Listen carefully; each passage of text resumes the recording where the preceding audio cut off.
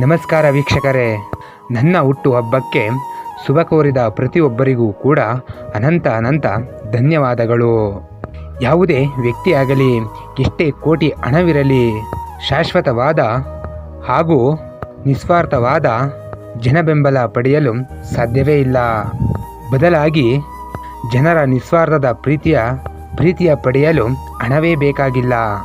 ಬದಲಾಗಿ ಒಳ್ಳೆಯ ಗುಣವಿದ್ದರೆ ಅಷ್ಟೇ ಸಾಕು. ನಿಮ್ಮ ಪ್ರೀತಿಯ ಸಚಿನ ಕೂಡ ಅದನ್ನೇ ನಂಬುವುದು ಕೂಡ, ಮುಂದೆ ನಂಬುವುದು ಕೂಡ.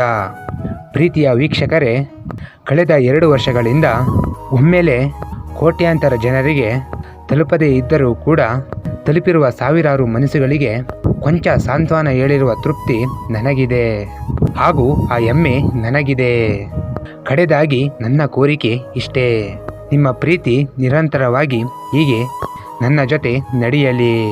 ನನ್ನ ಹುಟ್ಟುಹಬ್ಬಕ್ಕೆ ಶುಭ ಕೋರಿದ ಪ್ರತಿಯೊಬ್ಬರಿಗೂ ಕೂಡ ಅನಂತ ಧನ್ಯವಾದಗಳು. ನಿಮ್ಮ ಪ್ರೀತಿ ನನ್ನ ಮೇಲೆ ಹೀಗೆ ನಡೆಯಲಿ. ನಮಸ್ಕಾರ.